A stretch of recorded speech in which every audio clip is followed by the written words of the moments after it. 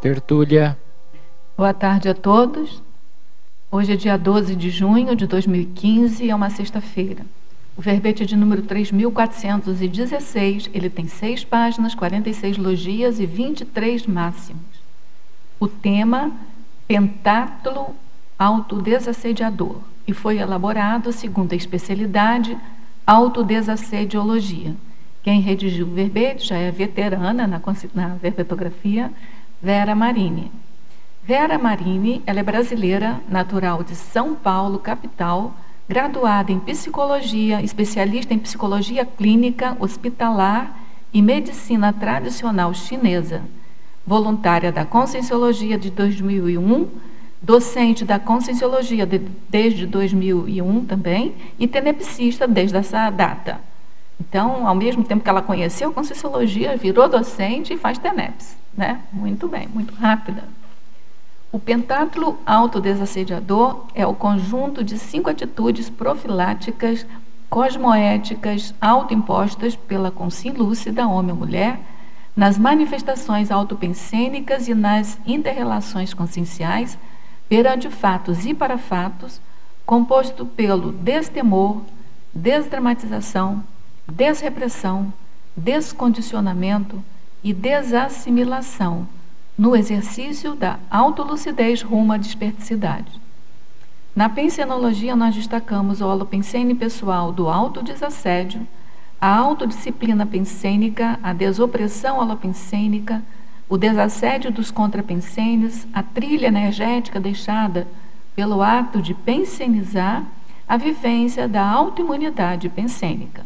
Na fatologia, o exercício da autodesassedialidade, o aprendizado crescente do autodesassédio, o pentátulo funcionando ao modo de ferramenta de autossustentabilidade evolutiva, a autossuperação da incompetência energética, a eliminação dos bloqueios parapsíquicos, a autorrefratariedade cosmoética, a autolibertação das coleiras do ego, a autolibertação dos idiotismos culturais, o exercício constante de neofilia, a substituição de dependência milenar pela interdependência evolutiva, a opção pelo autodesassédio, a capacidade pessoal de autodesopressão, a preservação do equilíbrio íntimo perante as pressões externas, a visão pluralista, os anti-acopliciamentos quanto às interprisões grupo-kármicas. Na parafatologia, o autodesassédio a partir da autovivência do estado vibracional profilático, o desenvolvimento da autonomia energética, o desenvolvimento do parapsiquismo interassistencial avançado, a autoliderança multidimensional, a labilidade parapsíquica causando a oscilação da manifestação consciencial, a saída lúcida da condição da lavagem paracerebral, a paragenética pessoal vivenciada de modo lúcido, o autoencapsulamento cosmoético profilático, a ampliação da autoabsolutismologia na superação da forma holopensênica patológica. No detalhismo, ela tem 18 máximos, o que constitui um padrão assim de qualidade de detalhamento do próprio verbete, certo? Então, isso é bem específico da importância aí da gente ler com calma o detalhismo todo. Na argumentologia, nós chamamos também a atenção do parágrafo taxologia, que, sob a ótica da habitologia, a verbetógrafa lista 5 atitudes profiláticas, componentes do pentátulo autodesassediador, passíveis de aplicabilidade no dia a dia da consciência lúcida. Na remissiologia, nós destacamos autodesassedialidade, autoimunidade consciencial, descompressão consciencial, liberdade interior, opção pelo autodesassédio. Na esfera terrestre, o pentátulo autodesassediador é medida inteligente e profilática aplicada à convivialidade humana, independentemente de época, lugar, instituição, pessoa ou grupo. Com qual frequência você aplica as medidas profiláticas propostas no pentátulo autodesassediador? Quais resultados evolutivos obteve? Na bibliografia específica, a autora contribui com 7 fontes de referência. Agora nós vamos ler a mega-análise elaborada pela equipe Enciclosapiens, que é constituída por Marilene Raganin, que está aqui presente, Ana Rocha e Socorro Frazão. Medida, destemor, abertismo, maturidade, desrepressão, convivioteca, instrumental, autolibertação, desassimilação, autossuperação, ortopensenidade, desdramatização, autodisciplinofilia, autorrefratariedade, descondicionamento, autossustentabilidade, autoconsciencioterapia, autodesassediologia, conviviologia e despertologia. Queria convidar, antes de passarmos aqui propriamente para a tertúlia, queríamos convidar a todos que estão aqui, né, presentes e que estão nos ouvindo à distância, para fazerem conosco o programa Verbetografia, que é EAD. Ele é totalmente à distância e facilita a pessoa que quer redigir um verbete e que não tem muita habilidade, assim, muita intimidade com o estilo da enciclopédia, a adquirir um pouco desse estilo. E são 3 meses de programa, a gente acompanha par e passo a elaboração das sessões. Se a pessoa entregar de fato, né, semanalmente, as contribuições, a elaboração das suas sessões, que ficam como tarefa, no final dos 3 meses a pessoa tem praticamente o verbete pronto. É óbvio que precisa de passar pela equipe da revisão de verbetes, porque durante o programa a gente vai fazendo comentário, sessão a sessão, mas a gente não tem a visão do todo, então, depois dele todo pronto, é preciso passar por uma equipe de revisão do verbete, até porque todos eles vão passar.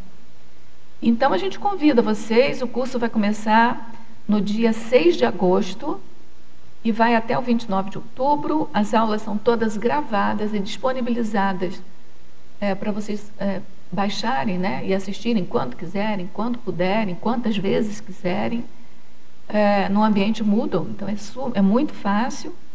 E tem, uma vez por semana, essa aula que a gente vai fazer devolutiva, para e passo da elaboração do verbete de vocês, ela é feita online às quintas-feiras, à noite, de 19h30 a 21h30, mas as pessoas que não puderem estar virtualmente atuando nesse horário, elas poderão assistir a aula depois que a gente deixa disponibilizada depois para vocês assistirem. Então, a gente faz o convite, a gente aguarda, né, todos vocês no nosso grupo de verbetógrafos, né, que a gente está fazendo um grupo do autorrevezamento. Então, da Conscienciologia, é um projeto bem importante, a gente aguarda todos vocês. Bom, outra coisa, mesmo aqueles que já fizeram verbete, mas quiserem se entrosar assim, um pouco mais com o estilo da verbetografia, é sempre bem-vindo também. Tá? Agora vamos à pergunta de praxe.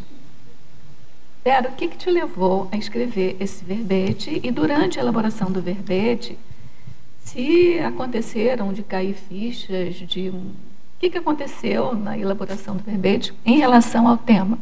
Você já ficou desperta? Ainda não. Bom, boa tarde a todos. Antes de iniciar, eu gostaria de agradecer a todos, a equipe da Enciclosapiens e também a oportunidade de estar defendendo mais esse verbete e deixar um recado para todas as pessoas que a defesa escrita e a defesa de um verbete é muito importante para a nossa reciclagem pessoal, porque tem a ver com autopesquisa. E fazendo gancho com a pergunta da Rosa, por que eu escrevi esse verbete? Em primeiro lugar, esse verbete, o título não o título em si, mas os itens, né, do pentátulo autodesassediador, ele surgiu quando eu estava trabalhando na minha clínica, né? E conversando ali com uma determinada pessoa, de repente eu automaticamente eu disse para a pessoa a importância de atuar com nessas três etapas. e nesse conjunto, né, autodesassediador. E foi muito interessante porque, assim que eu acabei de dizer, eu mesma me surpreendi. Peguei um papel correndo e anotei os 5, porque eu falei, eu vou esquecer esse negócio, né? Eu não posso esquecer porque isso aqui é para mim. E depois de algum tempo, mais de um ano depois, eu sempre pensava nessas 5 condições, né? E foi quando eu falei, não, eu preciso escrever a respeito disso. Eu preciso escrever sobre esse pentátulo. E aí eu escrevi. Comecei a escrever. Então, com relação à outra questão que você perguntou, Rosa, se isso aí mobilizou alguma coisa, né? Então, veja, de lá para cá, eu sempre penso nessas condições. Isso é uma coisa diária, né? Principalmente nos momentos em que eu não consigo cumprir com alguma delas. Então, de repente, lá surge uma situação, eu fico com medo e eu lembro do destemor, da importância do destemor. Ou então, eu acabo dramatizando imediatamente, é automático, não dá tempo nem de pensar, né? Aconteceu, imediatamente vem a ideia da importância da desdramatização, seja em que situação for. Então, isso vem acontecendo durante todo esse tempo, e particularmente essa semana, ela foi bem didática para mim, eu diria paradidática, porque eu precisei colocar tudo isso aqui que eu escrevi em prática, tudo. Todas as situações surgiram. E foi meio interessante porque você, quando isso acontece, você tem a verdadeira mensuração, você consegue fazer mensuração de como você está em relação àquilo que você escreve. Porque isso aqui, esse verbete foi escrito para mim mesma, né? E aí eu tive a chance de fazer a mensuração do quanto eu estou colocando em prática ou não. Bom, muito bom. Vamos então às perguntas dos teletertulianos. A verbetógrafa, a professora Vera, Estrangeirismologia, página 17, primeira linha. Poderia explicar a expressão latina vis conservatrix evolutiva do autodesassédio consciencial? Não sei nem se pronuncia assim mesmo. Eu acho que sim. Eu acho que sim. Conservatrix. Então, seria como é que você havia, né, de conservar esse autodesassédio consciencial? Como é que você faz para conservar? Qual é a via que você utiliza para conservar esse autodesassédio em termos evolutivos, né? Importante é a questão evolutiva, consciencial. Na realidade é isso. Dentro do pentátulo, eu utilizo basicamente essas 5 condições, esses 5 conjuntos. Tem mais, tá? Mas esses são os básicos, né? São os básicos. Tudo bem, então? Podemos continuar? Enfatologia, página 17, terceira linha. Quais dicas para a eliminação dos bloqueios parapsíquicos? Tá. Então, em primeiro lugar, deixa eu ver aqui comigo. Em primeiro lugar, eu penso que nós precisamos assumir que temos o parapsiquismo, que temos algum nível de parapsiquismo. Porque se nós tivermos parapsiquismo e levarmos tudo de uma forma, não, isso é besteira, tá? Você não vai conseguir desenvolvê-lo. Então, eu tenho o hábito de não negligenciar nada. Isso foi algo que eu vim desenvolvendo ao longo do tempo. Não vou dizer que eu seja uma super parapsíquica, não sou. Mas, assim, o hábito de não negligenciar qualquer sensação, qualquer impressão que seja, faz com que você vá conseguindo fazer associações de ideias, juntando as peças do quebra-cabeça, e você vai aprendendo a respeito do seu próprio parapsiquismo. Isso é uma das coisas mais importantes que tem. Porque o parapsiquismo é o que a gente desenvolve, né? A gente vai aprendendo, vai desenvolvendo, vai qualificando. Então, para a gente desbloquear, a primeira coisa é não negligenciar as pequenas percepções que se tem. Aí, depois disso, depois que a gente não está mais negligenciando, nossa, a Conscienciologia tem assim recursos imensos. em relação ao desenvolvimento do parapsiquismo, desde dinâmicas parapsíquicas, que nós temos várias, até testes, existem os laboratórios aqui no CAEC, fora do CAEC, enfim, laboratórios que a gente pode fazer na casa da gente mesmo. Por exemplo, maratonas, né? Eu lembro que algum tempo atrás eu participei pelo IPC, já faz bastante tempo, de uma maratona que era da Imobilidade Física Vígil. Essa maratona, ela é muito boa, porque ela ajuda você a se reconhecer como consciência, e você entende vários traços, vários aspectos pessoais. E então, eu vejo que dentro da conscienciologia a gente tem muito recurso. Então, primeiro passo, não negligenciar as pequenas percepções. Segundo passo, investir nas dinâmicas, nos cursos, nas maratonas, nos estudos, enfim, na verbetografia. Tá bom. Em Fatologia, página 17, final da 4ª linha, poderia aprofundar quanto ao ato de não se deixar constranger? Tá. Então, esse é a questão do constrangimento vindo de fora ou vindo de dentro de você mesmo. Eu entendo como uma atitude assediadora, né? Uma postura assediadora. Então, por exemplo, quando a gente percebe que o constrangimento, seja ele de que forma for, ele faz com que você não tenha liberdade de se expressar, seja mentalmente, seja energeticamente, seja emocionalmente, enfim, né, até fisicamente, né, porque o constrangimento, às vezes, ele faz com que a pessoa fique presa, né, até fisicamente. Então, o que acontece? Eu fui aprendendo a fazer a leitura de momentos em que eu me percebo constrangida. Então, aí eu tenho que verificar se é um autoconstrangimento, se sou eu que estou me constrangendo, eu que estou vamos dizer assim, me segurando, né? Ou se é alguma coisa vinda de fora, onde ocorre um constrangimento vindo de fora. Quando eu digo constrangimento, eu penso em bloqueio, né? Bloqueio, algum tipo de bloqueio. E então, quando isso ocorre, ao longo desse tempo que eu vim pensando nesses cinco conjuntos, né? Imediatamente eu já tenho o sinal disso. E eu já começo a pensar numa forma de reverter essa situação, para eu poder manifestar o que eu preciso. Se não sair direito, eu conserto. Mas o mais importante é que eu não me sinta constrangida. Uhum. Em Fatologia, página 18, 2ª linha, a visão pluralista seria o mesmo que cosmovisão? Não é. A visão pluralista, eu entendo que é menos do que cosmovisão. Né? Por quê? Porque a visão pluralista eu entendo como algo mais voltado aqui para o nosso meio. Então, vamos supor, eu posso conhecer de psicologia, eu posso conhecer de medicina chinesa, eu posso conhecer a respeito de leis, eu posso conhecer de português, de matemática, de geografia, de outras ciências, né?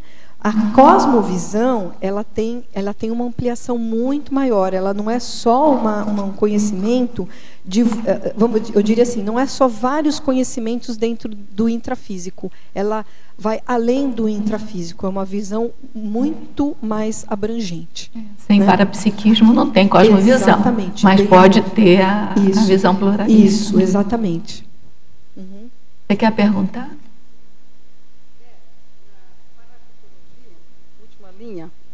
A aplicação da autoabsolutismologia na superação da fórmula obscênica patológica. Certo. Como é que você faz, minha amiga? Minha amiga Osana. Então, veja, o importante é identificar a forma holopensênica patológica. Tá? Então, cada um vai verificar a sua forma holopensênica.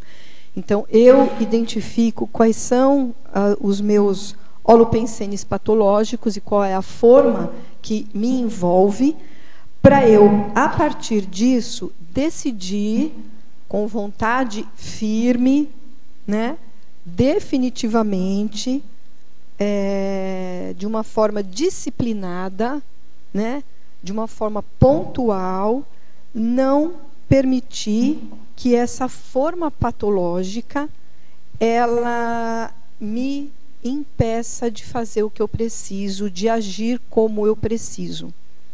Então, a autoabsolutismologia é você não se permitir, em hipótese alguma. E aí eu entendo esse autoabsolutismo como uma postura bastante assim firme, né? Então, isto eu não permito comigo. Eu não permito que esse holopensene patológico continue persistindo na minha vida.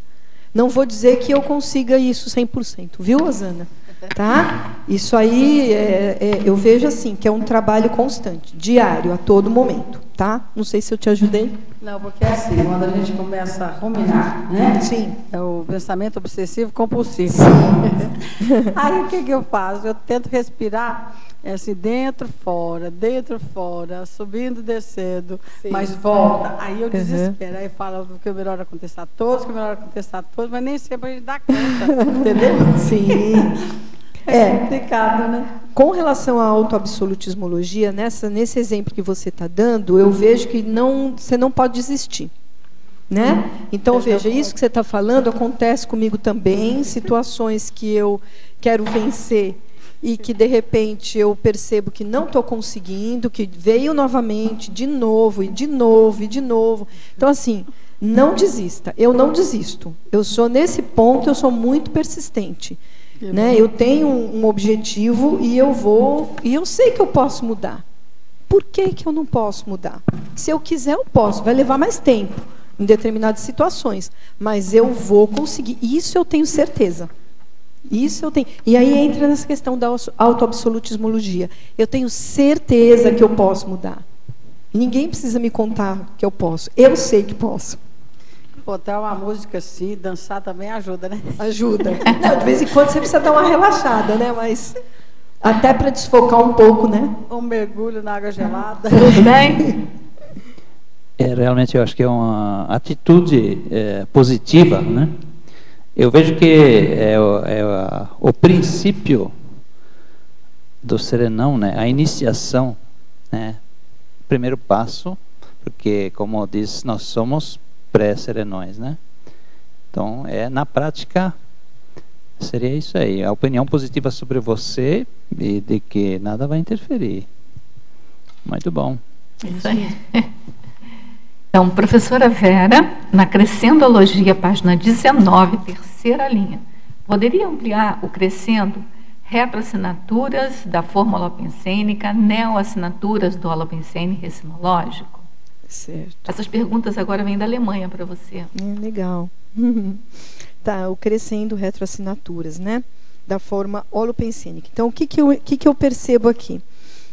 Baseado nessa questão da forma holopensênica, tá?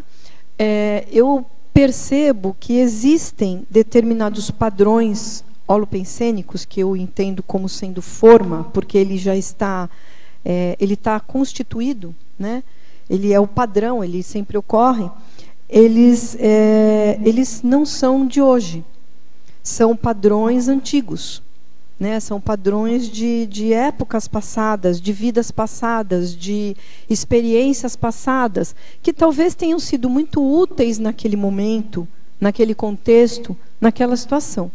Mas hoje, eles não são mais. Ao contrário, para que a gente possa continuar evoluindo, a gente precisa fazer uma modificação desse holopensene. Então, há necessidade de perceber essas retroassinaturas, né, e fazer a mudança construindo novas assinaturas pensênicas no momento. Então, por exemplo, hoje eu considero que, para mim, a neoassinatura holopensênica, né, do holopensene recinológico, ela tem a ver com a conscienciologia. Né? E isso é uma neoassinatura, é uma nova forma, é uma nova maneira de pensar, né? E no passado tinha a ver com outras questões. Então, hoje, a conscienciologia ela está fazendo essa neoassinatura, para mim, com todas as possibilidades que ela está me dando de mudar uma série de condições pessoais, mentais e energéticas e parapsíquicas. Na Legislogia, página 19, quarta linha, poderia explicar a lei de Jangal? Ah, sim. Então, a lei de Jangal, na realidade, é o predomínio, né, do mais forte sobre o mais fraco de modo violento, né? Então, seria... você pode utilizar isso de várias formas, desde a força bruta, né, a força física, mas você também pode utilizar, no meu entender, vamos supor, a gente que trabalha com parapsiquismo, a gente pode utilizar, se quisermos, o parapsiquismo para isso. Então, vai muito da consciência de cada um e principalmente da cosmoética de cada um. E o ectoplasta pode matar uma pessoa. Pode, se quiser, pode. Pode matar. E se matar também, sim. Mas assim, a violência é o outro, né, que você está falando. O holopensene, o pensene, né? Se você tem uma força pensênica muito grande, existem pessoas que têm uma força pensênica muito grande. Dependendo de como é essa força pensênica, ela pode ser positiva ou negativa. Ela pode ser positiva no ambiente, em relação às pessoas, ou não. Então, essa lei de Jangal, colocado aqui, ela tem a ver com o predomínio do mais forte sobre o mais fraco de uma maneira violenta, que pode ser de várias formas. Né? É lógico que, conforme a gente vai caminhando, a gente vai vendo a sutileza dessa violência, né, que às vezes parece não ser, mas é. Né? É uma questão invisível, né? É uma violência quase que imperceptível para quem não tem olhos de ver. O professor Valdo às vezes comenta a quantidade de causa-mortes que fica errada, porque ninguém percebe o assediador que está por trás daquela dessoma. Muito grande. Bom, eu queria agradecer a essa pessoa da Alemanha aqui, que mandou algumas correções, aquelas que a gente estava fazendo, né? Então eu agradeço e fico contente que tem 2 pessoas da Alemanha que já estão conseguindo entrar em contato conosco, que até ontem eles estavam com algum problema lá na internet que eles não conseguiam acessar. Então eu estou vendo 2 pessoas da Alemanha aqui, é sinal que já regularizou, né? Muito bom, a gente fica contente de ter vocês com a gente aqui na tertúlia. Vamos lá, outra pergunta aqui. A verbetógrafa, trinomiologia, página 19, primeira linha. O trinômio subcerebrologia, cerebrologia, paracerebrologia. Poderia fazer um cotejo com o tema do verbete? Tá. Então, vamos pensar aqui. Subcerebrologia. Então, o pentátulo autodesassediador. Então, vamos pensar primeiro na questão do assédio, subcérebro. Então, vamos pegar aqui destemor, ou melhor, o temor, a dramatização, a repressão, os condicionamentos, que são, eu diria, fossilizadores, né? A assimilação sem a desassimilação. Isso tudo, eu entendo que faz parte, muitas vezes, do subcérebro abdominal. Por quê? Porque são ações, né, que fazem com que a gente não tenha uma leveza, uma clareza, não impedem, muitas vezes, de que a gente utilize o nosso mental soma, por isso que é subcérebro. Né?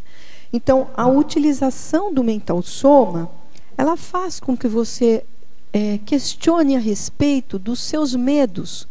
E aí você começa a entender a importância do destemor. Quando a gente vai trabalhar com medos, a gente percebe que muitas vezes os nossos medos, eles são maiores do que na realidade eles deveriam ser. E a gente consegue superar muitas dificuldades que às vezes a gente tem, né? Que a gente teria medo de superar. A mesma coisa a dramatização. Quando a gente dramatiza uma situação, a gente exagera, a gente carrega nas tintas, a gente coloca muito, às vezes, da nossa emoção. Isso tudo tem a ver com relação a essa subcerebralidade, né? Então, o subcérebro, ele está relacionado com isso, a repressão.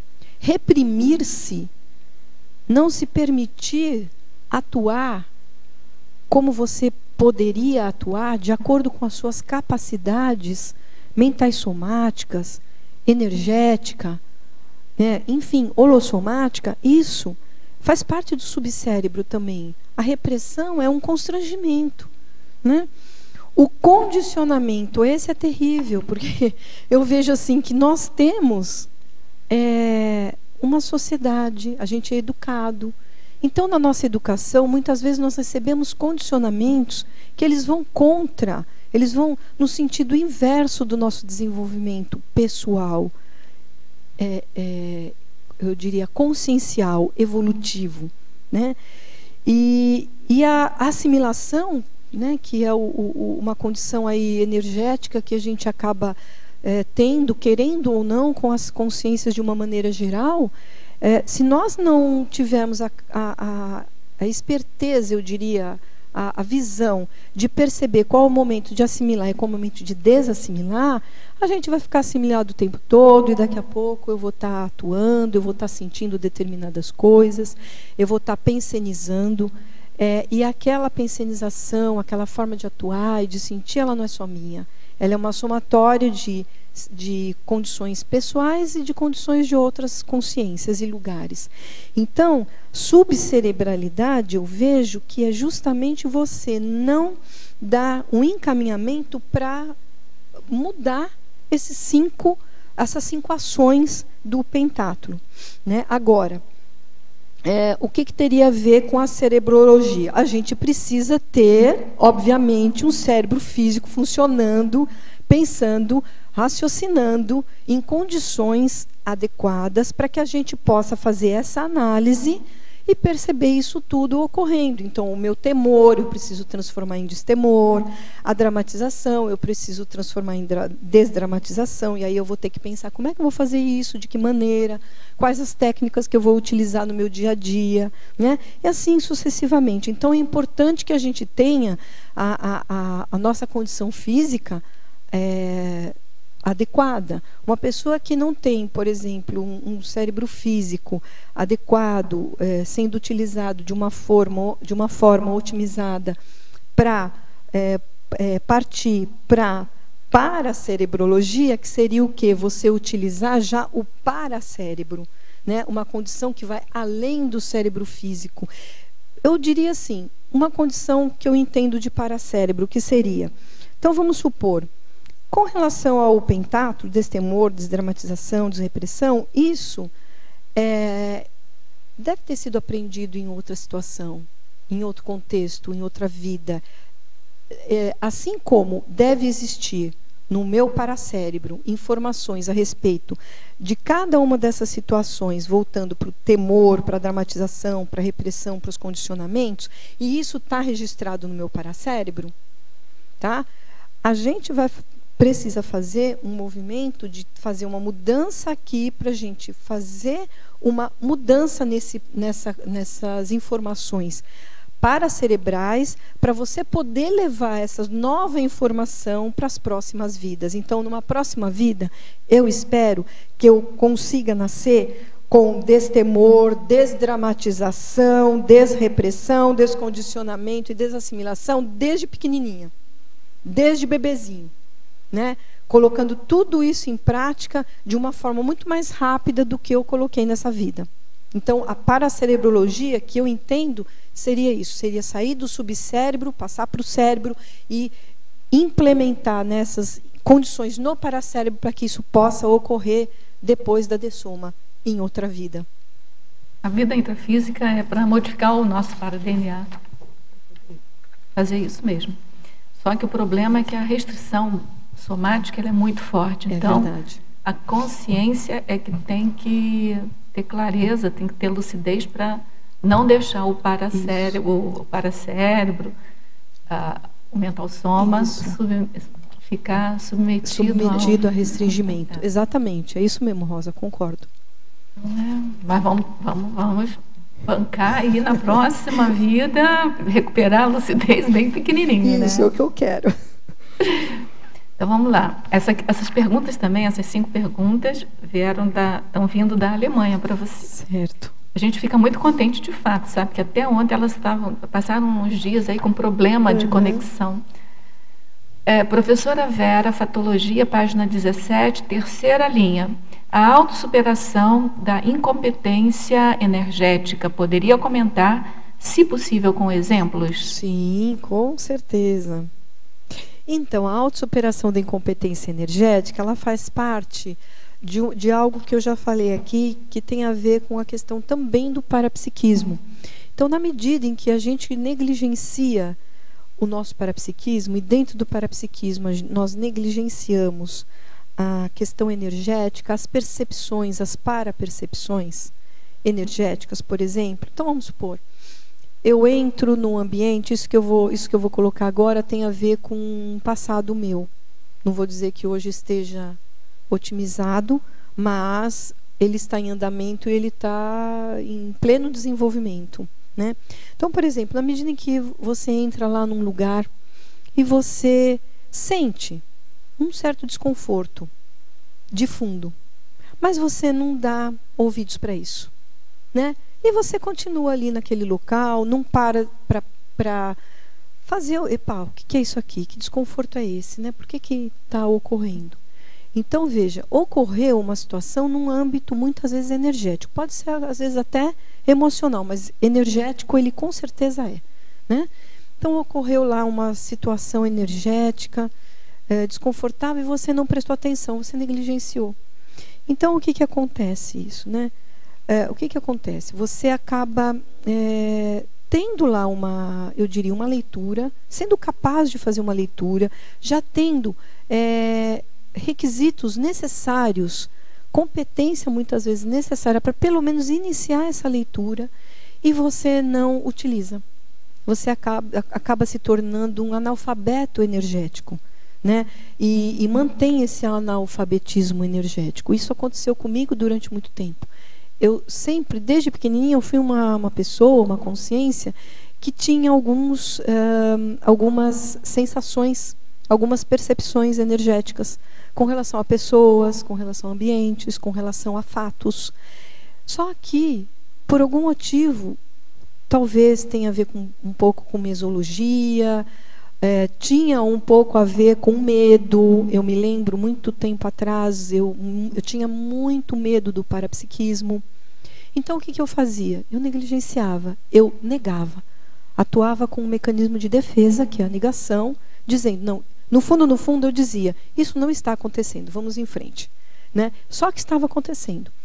E, com o passar do tempo, a vida ensina, né? Porque alguma situação ocorre. E aí você se vê presa naquele momento, naquela situação, e sabendo que, poxa, eu poderia ter evitado, né? Não evitei por quê? Porque eu negligenciei a leitura energética que eu deveria ter feito. Então, a autossuperação da incompetência tem a ver com o quê? Com essa negligência, onde você vai fazendo com que a sua capacidade energética ela fique no subnível, ela fique a menor, sendo que, se você prestasse atenção, você poderia desenvolvê-la cada vez mais e se tornar um especialista, né? Em Fatologia, página 17, quinta linha, a desdramatização dos problemas pessoais, poderia comentar? Com certeza. Essa é outra condição muito interessante. Por quê? Eu estava falando agora há pouco na questão da nossa educação. Então, dependendo da educação que nós recebemos, nós dramatizamos ou desdramatizamos os nossos problemas. Então, por exemplo, eu vim de uma família, de um meio, é uma família de italianos, né? E italiano, tudo com italiano é intenso. Italiano vive tudo intensamente. De uma certa forma, até que é positivo, mas tem coisa que não é positivo. Então, por exemplo, a dramatização dos problemas, isso não é positivo, né? Por quê? Faz com que você encare os problemas muito maiores do que na realidade eles são. E se nós encararmos os problemas do tamanho certo que eles são, a gente vai ver que a gente consegue resolvê-los com muito mais facilidade. Quando a gente dramatiza, a gente se assedia, a gente não vê saída. Eu posso dizer assim, todas as vezes que eu fiz isso, eu me desequilibrei, eu fiquei sem condições de pensar, eu só sentia, né, não conseguir sentir de uma maneira completamente descontrolada. Então, a desdramatização dos problemas pessoais é justamente utilizar o mental soma na medida certa, utilizando o problema na medida certa, sem exagero. Na página 18, primeira linha, capacidade pessoal de autodesopressão. Poderia aprofundar citando quais as técnicas que usou nesse processo? Tá, a capacidade pessoal de autodesopressão. Em primeiro lugar, a técnica é perceber que você está oprimido. Essa é a primeira. Então, hoje, eu tenho uma sinalética que, quando eu me percebo em alguma situação, qualquer que seja, alguma coisa vindo de fora ou de dentro me oprimindo, eu percebo instantaneamente. É uma sensação, para mim é uma sensação de saia justa. É uma sensação de não poder falar, de não poder se mexer, de não poder pensar daquele jeito. Às vezes é não poder falar daquele jeito, né? Então, eu imediatamente, isso para mim já se tornou um hábito, eu já percebo isso, que tem a ver, inclusive, com a pergunta anterior, né, de você negligenciar a questão energética. Então, imediatamente, hoje, eu já percebo essa opressão e já começo a atuar pensando nela, de que maneira eu poderia, qual a maneira que eu poderia, de que maneira eu poderia fazer determinada situação para que eu não ficasse naquela condição de me sentir oprimida. Então, vamos supor, estou num determinado lugar e, de repente, percebo que alguém, ou veio uma ideia, às vezes, né, você não deveria falar isso.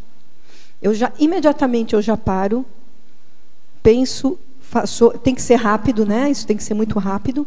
Você pensa naquilo que você captou, naquilo que você absorveu e faz uma análise rápida daquilo que você está falando e, se for o caso, coloca, não deixa de falar, coloca de uma outra maneira, pensando na forma como você está colocando e, se for o caso, perguntando para as pessoas: o que você pensa disso? Você acha que isso que eu estou falando tem a ver, ou é muita bobagem, estou viajando na maionese? Ou seja, são técnicas pessoais mesmo, cada um acho que tem que desenvolver a sua. Eu faço dessa forma, paro, imediatamente penso e não fico constrangido, ou seja, não tenho cala-boca para mim. Né? Não tenho cala-boca. Eu paro e atuo de uma outra forma, mas eu faço. Em Parafatologia, página 18, terceira linha, a autoliderança multidimensional, poderia expandir? Sim. Autoliderança multidimensional, o que eu vejo que é essa autoliderança? Em primeiro lugar, é a disponibilidade pessoal em você verdadeiramente querer se ver, querer se perceber, se auto-pesquisar. A partir disso, decisão íntima, firme, de modificar aqueles aspectos que para você não servem mais. Que aquilo ali já está envelhecido. Para mim, a manifestação hoje não pode mais ser desse jeito. Eu preciso modificar isso, porque senão eu não vou chegar naquilo. Né? A partir disso, você acaba tendo, obviamente, mais teática. Que aí você tem a teoria e você pratica. Você atua de maneira a colocar em prática a teoria que você levanta para você mesmo. Tá? Tendo teática, obviamente que você vai desenvolver também a verbação. Então, aquilo que você diz, você faz. Né? Se não tiver verbação, está falhando. Você vai ter você vai ser exemplo. Tem a questão do autoexemplarismo. Além disso, tem a condição de você, ininterruptamente, querer melhorar, progredir, se desenvolver e não ter receio de colocar a mão naquilo que for necessário para você se tornar uma consciência melhor, mais qualificada, mais desenvolvida. Eu vejo que isso tem a ver com a autoliderança multidimensional, o desenvolvimento do parapsiquismo, não ter medo de desenvolver o parapsiquismo. Mesmo que ele seja acanhado, não tem problema, ele já é alguma coisa. Na sindromologia, página 19, primeira linha, profilaxia da síndrome da autovitimização. Poderia explicar? Exemplificar? Tá. Sindromologia? Tá. Isso é uma coisa também que tem muito a ver com a família do italiano. Autovitimização. Então, o que seria isso, né? É você se achar coitadinho nas situações. Então, também esse eu vejo que é um sinal para mim que ocorre sem eu precisar pensar. Como isso já aconteceu várias vezes ao longo da minha vida, lá no passado, onde isso era eu diria, uma postura normal. Coitadinho de mim, né? E às vezes a autovitimização, eu vejo assim, na minha história, eu vejo que a autovitimização ela tinha a ver com um certo, no fundo, uma certa postura de crueldade em relação a outra pessoa. Isso era terrível. Como seria isso, por exemplo? Então eu me coloco lá, né, numa condição em que o que você fez comigo para fazer com que o outro se sinta culpado em relação àquilo que aconteceu comigo. Então, veja, quando você começa a analisar, a perceber isso tudo, você vai mudando. Você vai falando assim, não, espera um pouquinho. Isso é safadeza, né?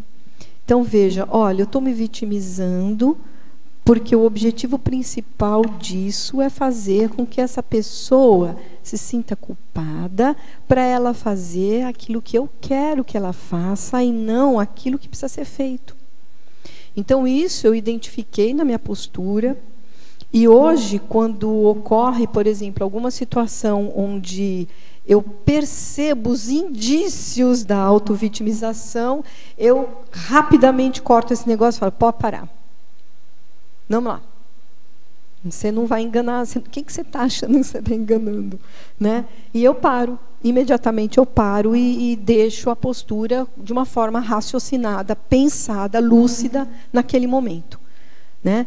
Então, e se por acaso ocorre uma vitimização depois, num momento mais adiante, né, vamos supor, que eu não tenha percebido naquele momento, que pode acontecer, quando eu percebo, eu faço mudança imediatamente. Eu não deixo a coisa ficar mais. Né? Eu sou muito, nesse ponto, eu sou proativa, eu ajo com rapidez. Sim, essa vítima, justamente, eu acho que muitas vezes tende a ser uma falta de delicadeza com outra pessoa, justamente isso. Sim, aí, né? Com certeza. E quanto ao emotivo muito elevado, né? Ele atrapalha o racional. Tenho lido um artigo sobre o equilíbrio seria do ser humano. Um piloto de avião pergunta para outro piloto como é que fica se um avião bimotor para um motor? Aí o outro responde, ele cai. Né? Então o racional e o emotivo teriam que andar mais ou menos equilibrados. Né? Então, tanto emotivo como muito racional, que a tendência do alemão é muito cabeça racional, né? E ele sofre com a parte emotiva, né? Com falta do emotivo, né? Então, ambos sofrem. Um porque cai lá no fundo, o outro porque, não sei, no fundo vem a ser a mesma coisa. Desequilíbrio, porque um está mais alto, o outro mais baixo. Né? Seria um equilíbrio isso. Concordo, é isso mesmo. Só se o Mendelssohn gerenciar de uma maneira mais diplomática, né, o psicossoma. O mental soma, isso é uma coisa que eu tenho sempre para mim. O que tem a condição de organizar tudo é o mental soma. Né? Então, o mental soma, ele vai organizar, inclusive, as nossas emoções.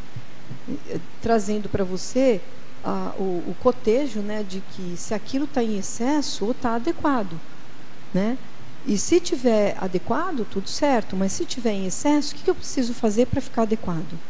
Né? Pois mas na teoria da Conscienciologia, pelo menos, a gente entende, a gente aceita, que quando a consciência está bem preparada, né? Que já assimilou toda a aprendizagem de uma maneira mental somática, ela dispensa o psicossoma. Exatamente. Então, assim, eu acho que o complicado é você reprimir o psicossoma, reprimir a emoção, reprimir a emotividade, a emoção, sem metabolizar aquilo, sem compreender.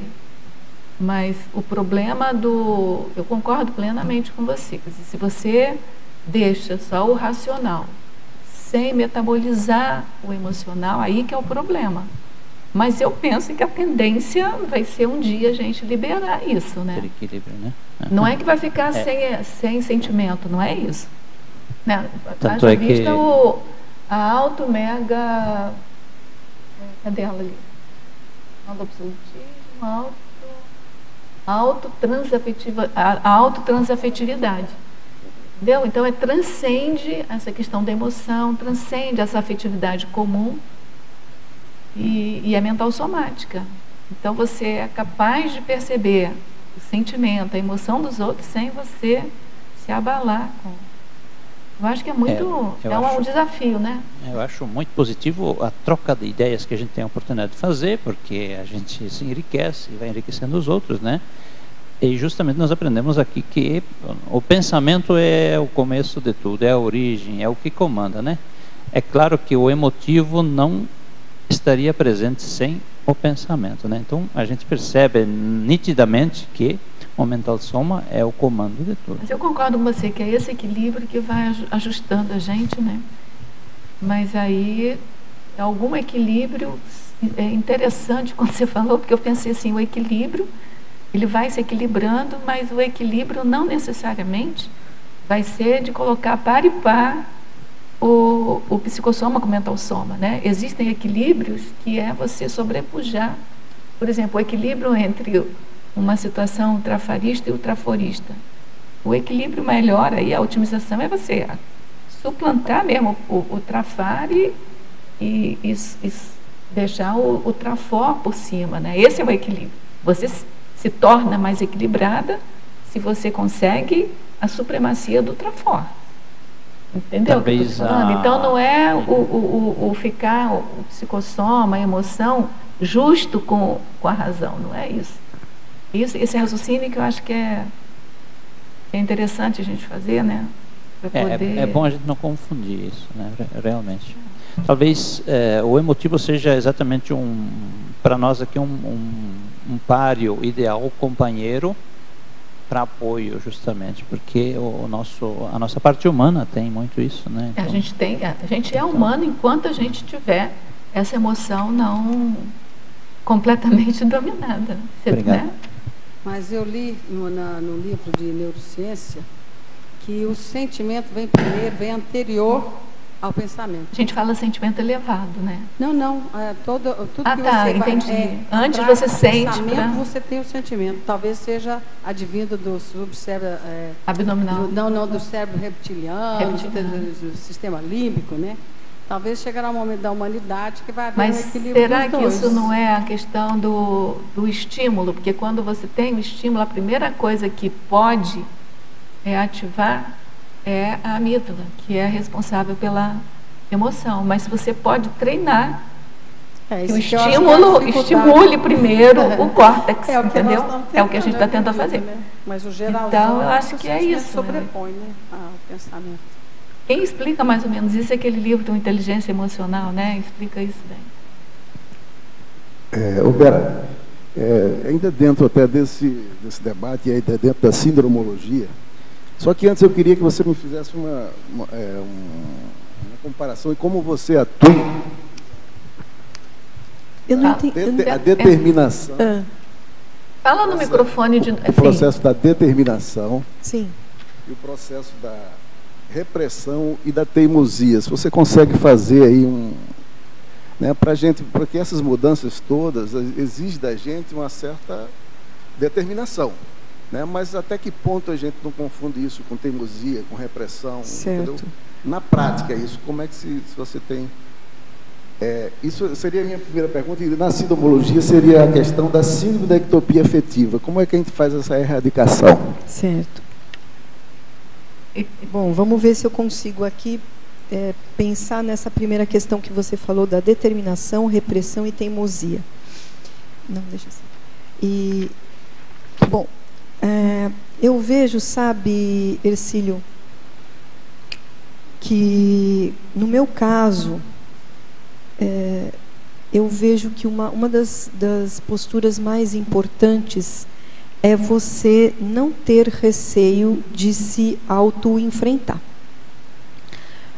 Eu entendo que para a gente poder fazer uma separação, uma diferenciação entre o que seria determinação, o que seria repressão e o que seria teimosia, há necessidade de você se autoconhecer.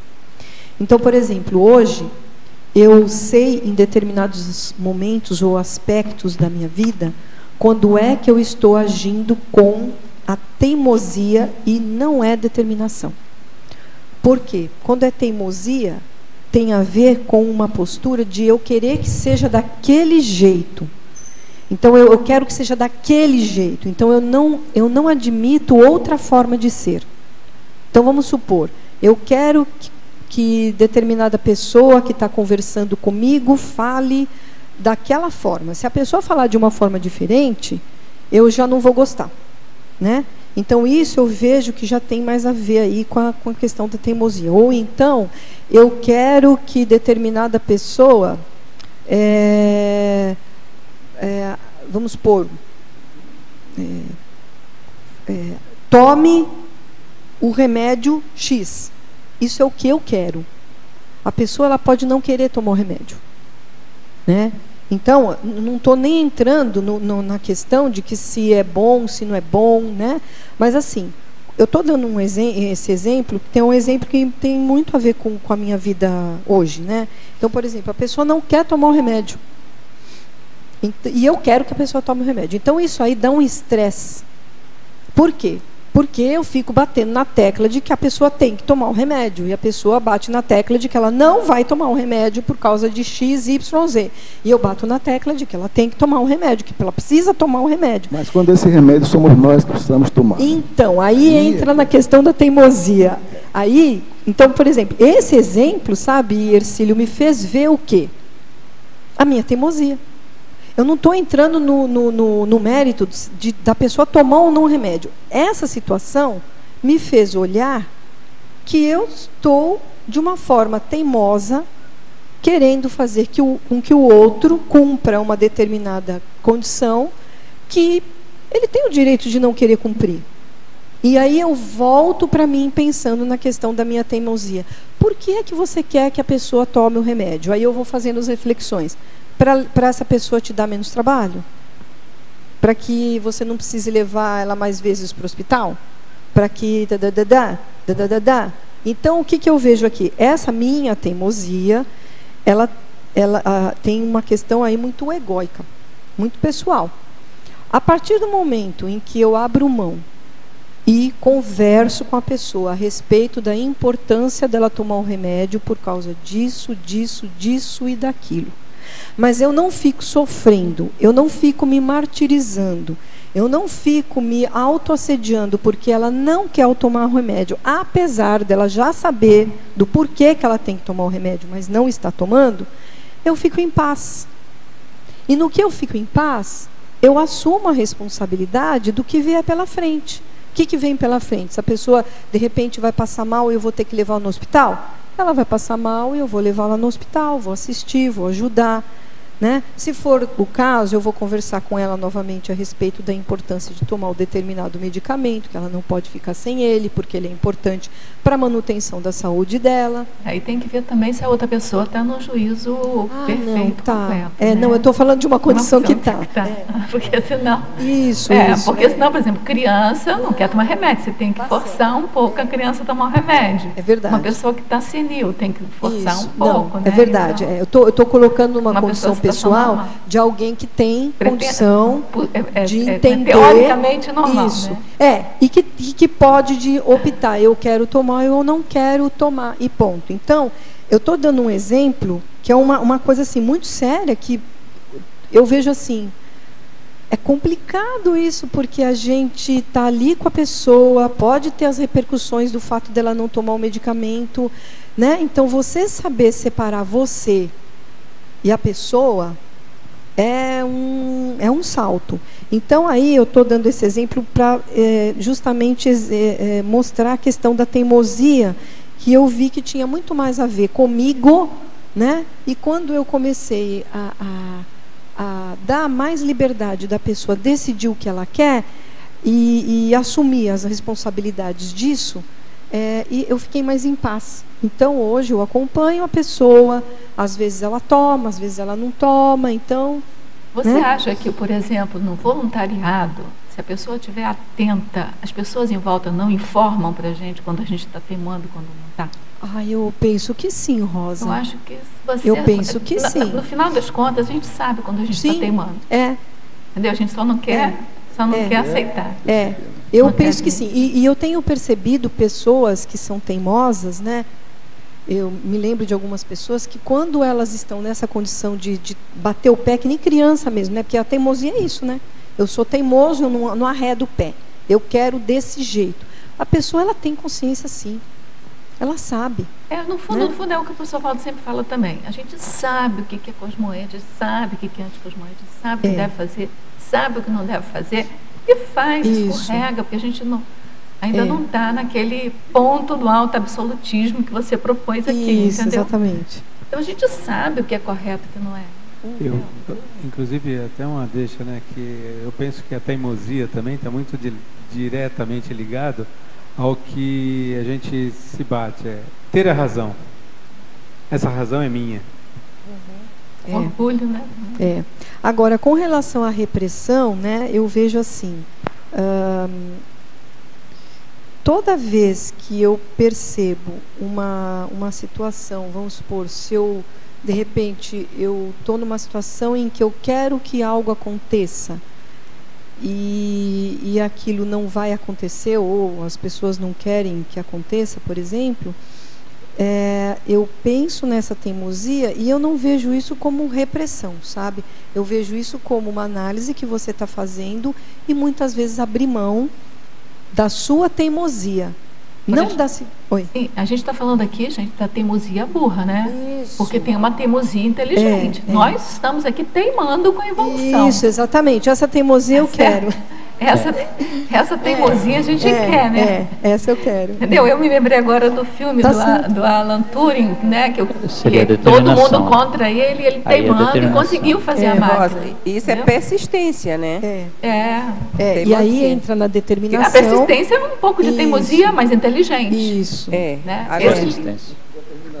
Determinação e teimosia há uma diferença, né? Exatamente. Não, tem uma diferença, mas você percebe, no fundo você percebe quando as coisas não vão bem, as sinalizações.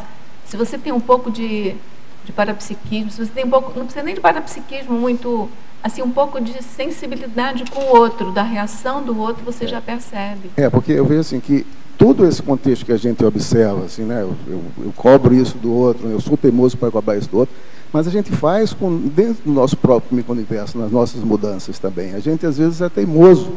Né? Por isso que eu até fiz essa pergunta aí dessa erradicação da síndrome da ectopia afetiva, para ver assim, como ela tem pesquisado e tal, para ver como é que se dá. A ectopia afetiva é a teimosia por alguém que está errado. Né? Porque a maioria dos nossos conflitos se dá por esses amores errados que nós temos. Uma teimosia, né? Afetiva, exatamente. Né? Aí entra no que ele falou, na afetividade teimosa. E como é que dá essa erradicação disso aí? Né? Eu penso, sabe, Ercílio, que essa questão dos amores errados, que está lá colocado no Homo sapiens Reurbanizatus, e que, de uma certa forma, pode ser escolher uma pessoa que não seja, vamos supor, adequada, né, ou, enfim, que seja entrópica, né? Isso é um aspecto, mas eu vejo, por exemplo, que na nossa vida, muitas vezes a gente pode ter ectopia afetiva junto dos nossos familiares. De que forma? Então, por exemplo, eu querer que determinado familiar faça as coisas de uma determinada forma. E, às vezes, a gente ter conflitos, né, ter desavenças, ter entraves, né, no desenvolvimento afetivo com relação a esse familiar por causa da forma teimosa de ser, ou da forma teimosa de que eu penso que o melhor é isso. Então eu vejo assim, sabe, Hercílio, até nessa questão que eu sei que vocês estão aí no desenvolvimento, né, lá no Rio de Janeiro, da questão da paz, né? Eu tenho pensado muito também nessa questão da pacificação íntima, e eu vejo que toda vez que existe uma ectopia afetiva minha, pessoal, de eu querer que a pessoa faça, ou seja, ou pense, ou atue de determinada forma, e eu não concordar com aquilo, eu começo a perceber que existe a quebra dessa pacificação, existe a perturbabilidade, e isso sem contar que também entra numa outra questão, que é a falta de respeito ao direito do outro, ser do jeito que ele pensa que é o melhor para ele, né? E eu penso que isso é uma espécie de ectopia afetiva que ocorre dentro dos nossos lares, dentro dos grupos onde nós estamos, que é a dificuldade de compreensão do outro da forma como ele é. Eu não preciso concordar com ele da forma como ele é, eu só preciso compreender, só isso. E se eu compreender, eu fico em paz.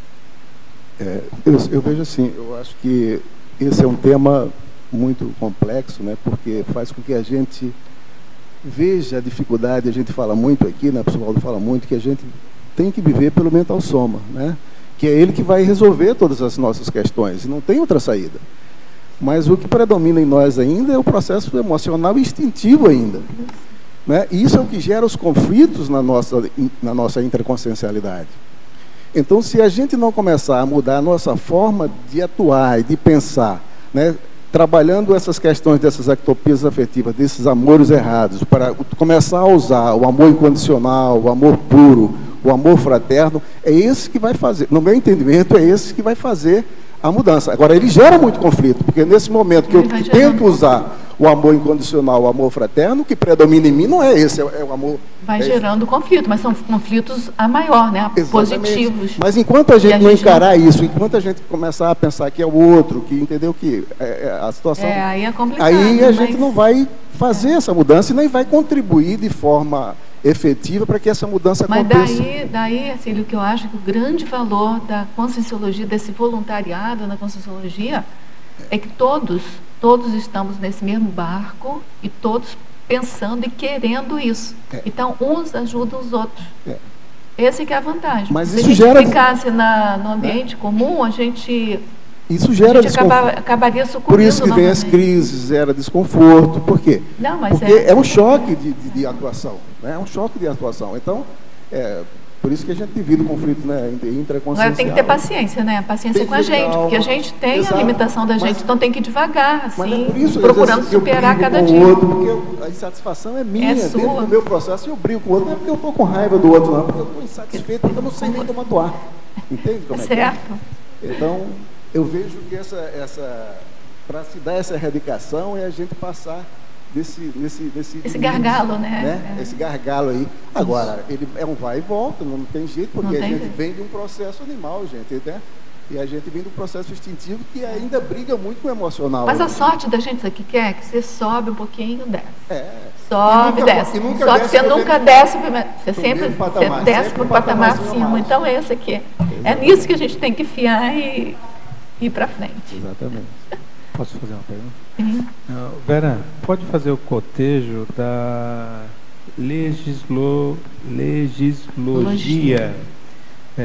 quando você coloca paradireitologia ao tema do seu verbete? Sim. Pois é. Eu penso que a questão da paradireitologia, ela tem um pouco a ver com isso que a gente... Um pouco não, ela tem muito a ver com tudo isso que a gente está comentando.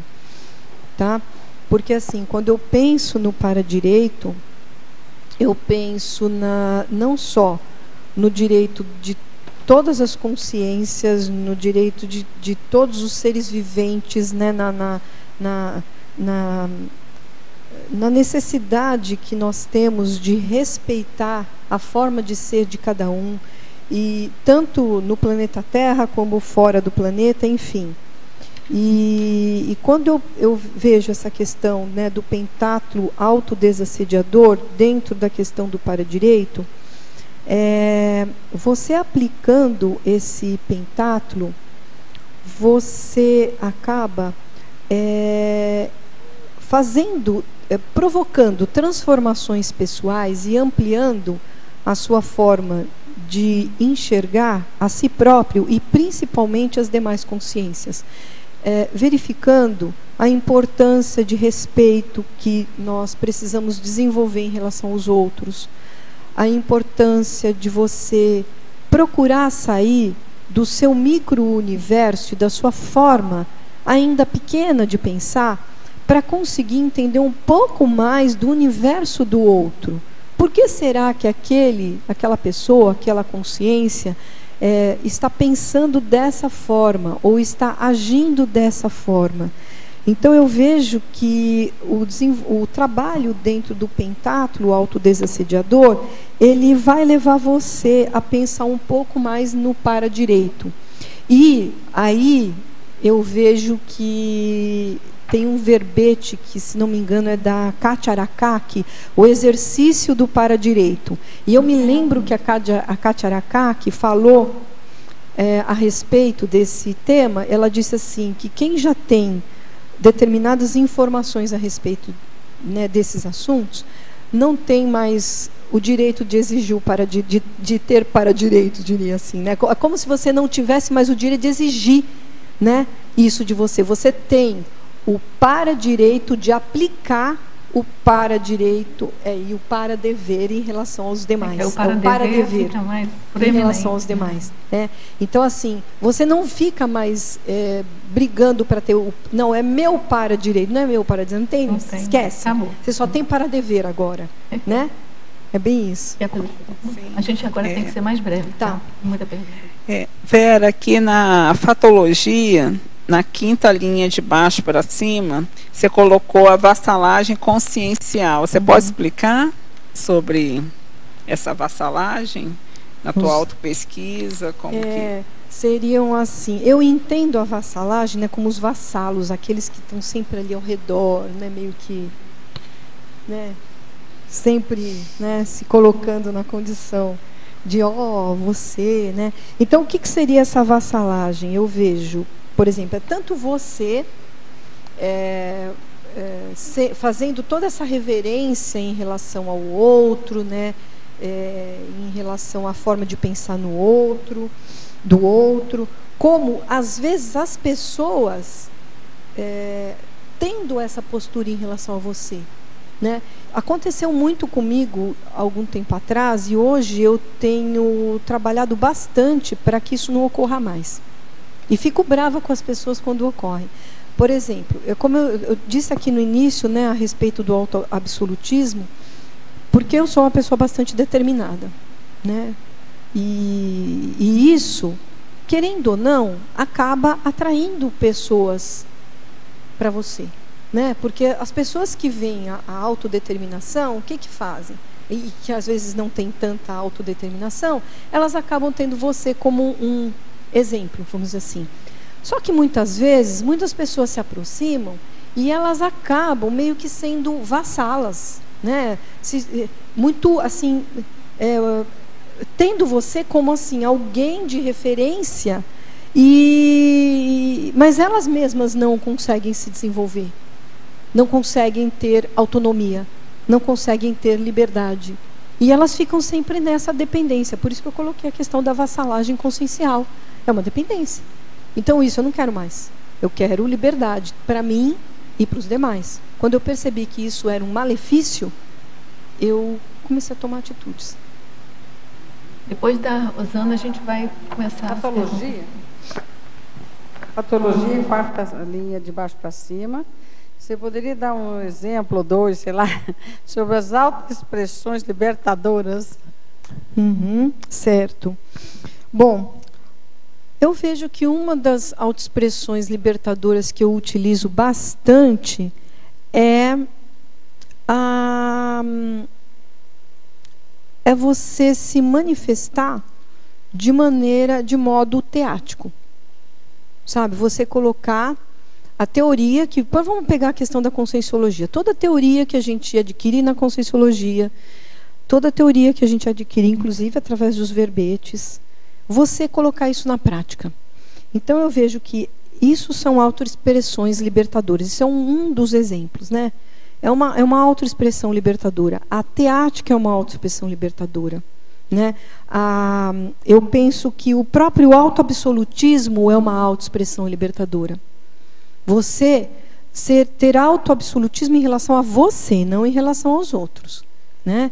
Os outros você tem que medir, ponderar, refletir, analisar, verificar como é que cada um está.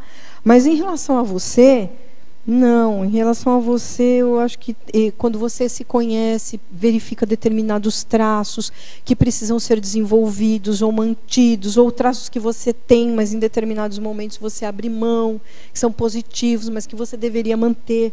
Então, eu vejo que o autoabsolutismo ele é bem legal na hora de você estar praticando. E isso é uma autoexpressão libertadora, né? Você não se permitir mais fazer o que você sabe que não precisa mais ser feito por você. Você sabe. A gente se conhece. A pessoa que mais me conhece sou eu mesma. Então eu sei. Você quer fazer a pergunta? Que na parafatologia, na segunda linha de baixo para cima, você colocou o autoencapsulamento cosmoético profilático. Você pode explicar para a gente como que isso aconteceu com você, em que circunstâncias? Certo. Então, eu vejo o autoencapsulamento cosmoético profilático de que maneira? Vamos lá. Às vezes, isso acontecia muito comigo no passado. Hoje acontece, mas eu já sou mais rápida, né? Por exemplo, a gente sempre quer muito ajudar as pessoas, né? Você quer ajudar, então você vai lá e se vira no avesso, e tenta, e tenta, e tenta. Só que eu esquecia de me perguntar se a pessoa, ela queria a ajuda. Você entende? Será que ela quer ajuda? Então vamos pegar lá uma pessoa que reclama muito, né? Então, muitas vezes eu ia lá e eu falava para a pessoa, não, porque você reclama demais, não sei o quê, não sei o quê. Obviamente que isso aí revertia na minha cabeça, né? Aí tinha outra, não dava certo, eu ia por outro caminho. Não dava certo, eu ia por outro caminho. Não dava certo, eu ia por outro caminho. E aí sempre levando na cabeça. Até um dia em que eu comecei a questionar. Eu falei, bom, de duas uma, eu sou uma péssima assistente, ou eu não estou conseguindo me expressar direito, ou então tem alguma coisa errada na minha abordagem. Não é possível. Será que eu não estou falando de maneira clara para que as pessoas entendam aquilo que eu estou querendo dizer, ou para que a pessoa entenda? E eu esqueci de colocar nesse pacote todo uma coisa tão simples, que é assim, será que a pessoa quer mudar isso aí? Ela reclama, mas será que ela quer mudar esse padrão? De ser a reclamona ou o reclamão? E quando eu comecei a pensar nisso, eu percebi que eu estava fazendo errado. Que a pessoa, muitas vezes, ela tem esse padrão de querer reclamar, reclamar, reclamar, reclamar. Ela vive dessa forma. E ela não está reclamando para mim, ela não está dizendo assim, olha, eu estou reclamando para você me ajudar, uma técnica, me dá uma técnica da conscienciologia de como é que eu faço para parar de reclamar. Ela não está fazendo isso. Ela simplesmente está reclamando, né?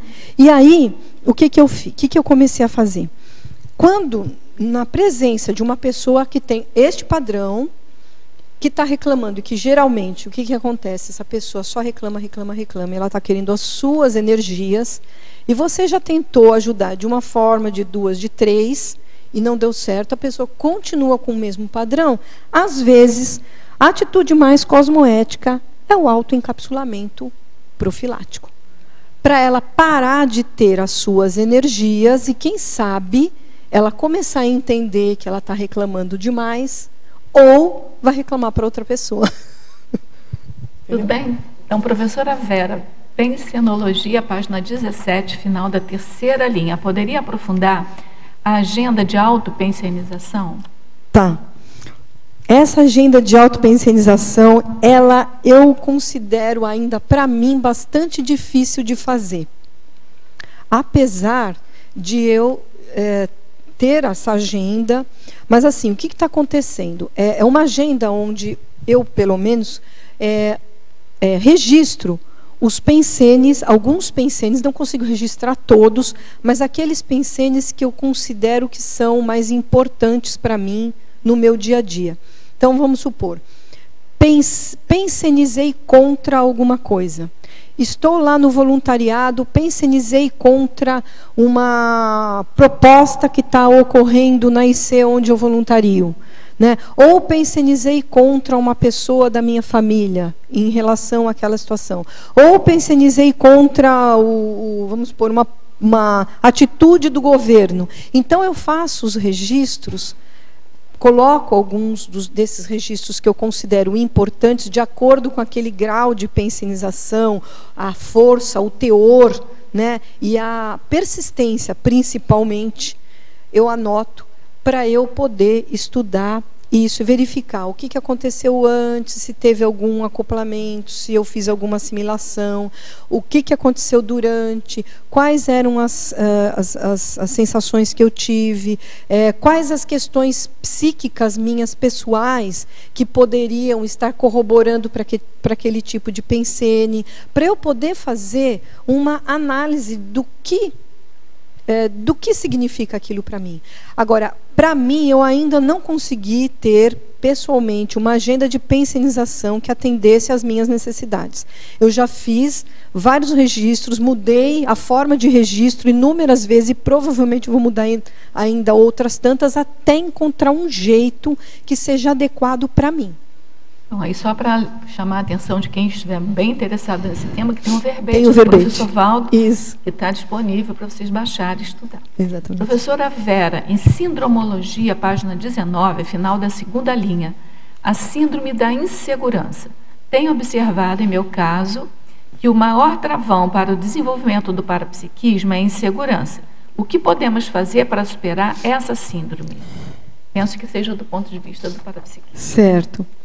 Então, olha, eu tenho uma coisa para te falar e para dizer para todos. A insegurança parece ser algo que faz parte da vida da gente. O mais importante é o que a gente faz com isso. Então, por exemplo, momentos antes de eu estar aqui, falando sobre esse verbete, bateu assim um ventinho de insegurança, né? Ixi. Aí vamos, não, pera lá. Vamos lá, que história é essa? Né? Vamos em frente, vamos pensar no que é prioritário. O que eu vejo é que a insegurança, muitas vezes, ela está relacionada à imagem que você tem de você mesma. A questão da autoimagem pessoal. Quando você desfoca de você e foca no outro, geralmente, eu não posso dizer que todas as vezes, mas na minha experiência, geralmente, essa insegurança ela vai embora. Ou, pelo menos, você esquece dela momentaneamente. Então, por exemplo, em relação ao parapsiquismo, vamos supor, eu tive lá uma parapercepção. Se eu ficar muito preocupada, será que é isso mesmo? Será que eu tive a parapercepção? Mas e se for? E se não for? Mas e se o pessoal disser que eu estou viajando na maionese? E se eu estiver maluca? E se? E se? Todas as colocações, elas são voltadas para mim, para o ego, para o eu. A partir do momento em que eu tenho lá uma percepção parapsíquica e eu estou dando uma banana para o que pensam, porque eu não estou preocupada com o que pensam. Eu tenho uma percepção parapsíquica, aquela percepção pode ser a maior maionegues da paróquia. Né? O que acontece? Eu vou dizer se for auxiliar pessoas. Eu vou dizer. Se auxiliar, ótimo. Se não auxiliar, está tudo certo também. Eu não estou preocupada com a minha imagem. Agora a gente vai ter o acoplamentário. O acoplamentário é um laboratório excelente para esse tipo de coisa. Então, por exemplo, eu lembro que quando eu comecei a fazer os primeiros acoplamentários, eu ficava muito preocupada de dizer ou de não dizer, a insegurança. Só que hoje, eu já não estou tão preocupada em dizer ou não dizer, e também não estou preocupada se vão aplaudir ou se não vão aplaudir, se vai estar certo ou se vai estar errado. O objetivo principal é estar ali e colocar o que eu percebi, o que eu percebi, e se for positivo e ajudar alguém, ótimo. E eu nem preciso saber se ajudou alguém.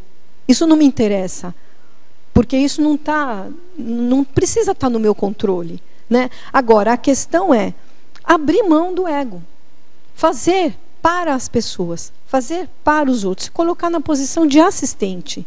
E está resolvido. Em numerologia, página 19, final da 4ª linha, poderia comentar sobre a desassimilação autopensênica? Tá. Essa desassimilação autopensênica, o que eu vejo é o seguinte. Autopensene é os pensenes que você tem a respeito de você mesmo, né? Então, por exemplo, às vezes nós recebemos uma educação onde os nossos pais ou as pessoas que cuidaram de nós, até professores mesmo disseram determinadas frases em épocas da vida da gente que foram impactantes. E, às vezes, frases que não foram positivas, outras vezes que foram positivas. Então, no caso tanto da positiva quanto da não positiva, a gente precisa verificar, né, o que é que tem aí. Então, por exemplo, o que não seria positivo? Vamos supor, lá, quando a gente estava lá na escola, de repente alguém... Eu lembro que eu estava na faculdade, um professor me chamou de burra, na frente de todo mundo. Tá? Naquela época, né, não tinha as atitudes que se tem hoje, né? Hoje um professor com certeza não faria uma coisa dessas, mas naquela época, faz bastante tempo, né, o professor lhe chamava você de burro. É burra, você não sabe nada disso aí, você é burra. Ele chegou a falar, e aquilo marcou. O que aconteceu? Eu precisei fazer uma mudança autopensênica em relação àquela situação para eu poder continuar, porque senão aquilo ali estava muito marcado, né? Porque foi um desastre o que aconteceu comigo lá, né? Bom, enfim, essa foi uma questão negativa. Agora, tem uma outra questão que, aos olhos das pessoas, pode ser positivo, que é assim. Quando eu era pequenininha, eu lembro que as pessoas chegavam perto de mim, na minha família era muito valorizado isso, as pessoas diziam assim: ah, mas que gracinha que ela é, olha, que menina comportada, mas ela é uma graça, ela é meiga, não, olha como ela é meiga, sempre sorrindo, nunca fala nada. Fortaleceu toda. Coisa linda, e eu achava lindo, eu falei, nossa, é lindo, né, não sorrir, é lindo sorrir, nunca falar nada, ficar tudo assim, né, do jeito que os outros querem. Essa foi uma mudança que eu tive que fazer na minha pensenização. Então, isso aí me impediu de quê? De falar o que eu preciso, de ser autêntica, de repente não rir quando eu não estou com vontade de rir, ou de ficar brava em determinadas situações, de expressar a minha condição de estar brava naquele momento. Então, isso me ajudou a crescer até um certo ponto com uma certa inautenticidade. Então, tem que parar com isso. Professora Vera, preciso de ajuda, pois no momento estou tendo que tomar uma decisão muito importante. Essa pessoa mora na Alemanha também. Gostaria de pedir a opinião de vocês sobre qual a melhor maneira de agir, já que verifiquei os prós e contras e as duas coisas estão com o mesmo peso na balança. Sei que nos dois caminhos a seguir continuarei a fazer muita assistência, já que minha profissão é muito assistencial. Ela não diz qual é, mas a gente pode até deduzir. Gostaria também de pedir para comentar a frase enfática. Então, são duas questões. A frase enfática, que é do verbete, e se tem alguma técnica para ela decidir entre duas. Não sei se ela já usou a técnica da madrugada, mas, enfim, pode falar. Eu vejo assim, particularmente a conscienciologia, ela tem muitas técnicas, a da madrugada, a de autorreflexão de 5 horas. A técnica, eu vou falar um pouquinho da técnica de autorreflexão de 5 horas, porque eu tive uma extrapolação em relação a essa técnica, que assim, eu me preparei há algum tempo para fazer essa técnica, e aí, no dia em que eu marquei para fazer a técnica, eu sentei na minha mesa, lá na minha casa, para tomar o café da manhã, estava tomando café, e quando eu estava tomando café, vieram 10 aspectos a serem pensados durante a técnica. Foi um insight que eu tive, né? 10 aspectos. E dentro desses 10 aspectos vieram também ideias de ter um determinado tempo durante essas 5 horas para pensar em relação a cada um desses aspectos, para não ficar viajando na maionese ali, e trabalhar a energia depois de pensar sobre cada um. Então, eles eram aspectos num crescendo, né? Começava num e terminava num fechamento. E aí eu pensei no primeiro, e antes de passar para o segundo, eu trabalhava energia para fazer a desconexão daquele primeiro e já pegar o segundo aspecto. Então, eu apliquei essa técnica. Ela foi muito positiva, me ajudou bastante a decidir uma situação que eu precisava decidir. Conforme você disse, quando na balança as situações pró e contra, elas são basicamente as mesmas, eu vejo que a gente precisa pensionizar o seguinte: bom, comigo, como é que eu ficaria tomando tal ou tal atitude? Em relação às pessoas, como é que ficariam as pessoas se eu tiver que tomar tal ou tal atitude? Então, a gente precisa pensar na gente e precisa pensar no contexto geral. Tem também aquela condição de que ela ajuda de qualquer maneira, nas duas condições que ela está falando, mas se tiver alguma condição que ajuda mais pessoas, ou pessoas mais líderes, que essa é a prioridade. Porque quanto mais você mexe com os líderes, mais aquilo vai repercutir com os liderados, né? Então, eu tenho isso. É verdade, Rosa. Se é igual, se faz assistência igual, vai fazer para onde tem mais, para mais pessoas, né? Onde vai interferir mais na vida. Eu também tenho aplicado uma técnica, e isso é atual, é bem atual, eu faço isso praticamente todos os dias. Quando eu tenho algo para decidir e não sei muito bem o que fazer, por qualquer motivo que seja, sempre pensando, né, o melhor para todos, mas mesmo assim eu não conseguindo decidir, eu aplico uma técnica que foi mencionada no livro da professora Malu Balona, no Autocura através da Reconciliação. Eu adaptei essa técnica para mim. O que eu faço? Eu separo 20 minutos todos os dias, lá na minha casa, onde quer que eu esteja, né, na minha casa, na minha clínica, geralmente é na minha casa ou na minha clínica, né, na rua não vou fazer isso. E eu trabalho as energias num primeiro momento e depois eu exteriorizo as energias, doando o melhor que eu tiver para aquela situação, para que eu possa acessar informações, né? Eu não tenho assim o objetivo de receber as informações rapidamente. Na realidade, eu abro mão do tempo, de quanto tempo isso vai demorar, se vai ser uma semana, um mês, um ano. E eu fiz esse trabalho, eu tenho feito esse trabalho, né? Inclusive, desde 2014 até hoje eu faço com frequência, difícil o dia que eu não faço. E eu posso dizer uma coisa. Para mim funciona. Então, há situações complicadas onde eu preciso decidir algo que eu não sei muito bem o que fazer. Essa técnica ela tem me ajudado porque você disponibiliza suas energias.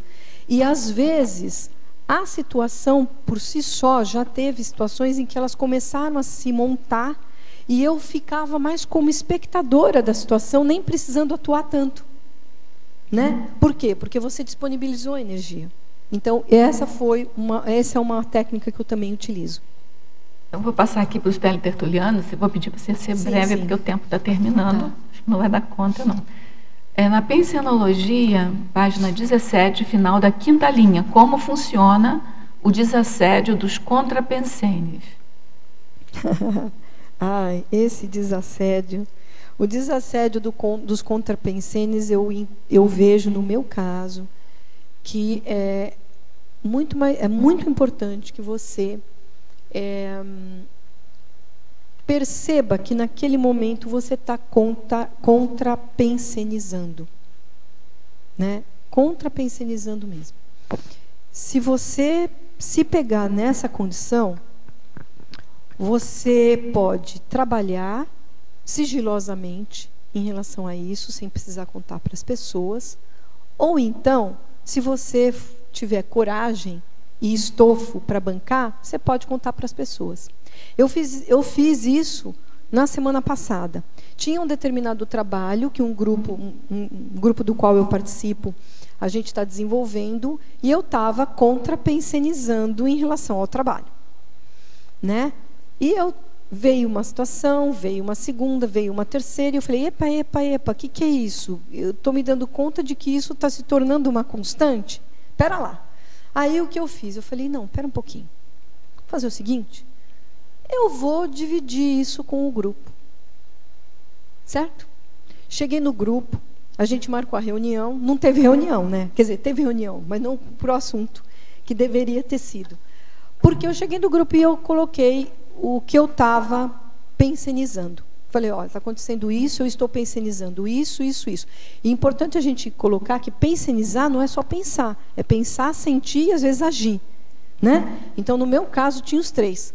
Então, o que aconteceu? Coloquei lá para o grupo, falei, olha, estou pensando isso, sentindo isso, e a minha atitude, a minha vontade foi fazer isso. Eu só não fiz. E resolvi vir aqui e falar para vocês. Foi uma surpresa, por quê? Porque mais de uma pessoa estava na mesma situação. Pensenizando sigilosamente, contrapensenizando sigilosamente. Então, isso é uma forma de você fazer esse desassédio, esse autodesassédio. Pensenologia ainda, na página 17, penúltima linha. Explicite, por favor, a respeito da trilha energética deixada pelo ato de pensenizar.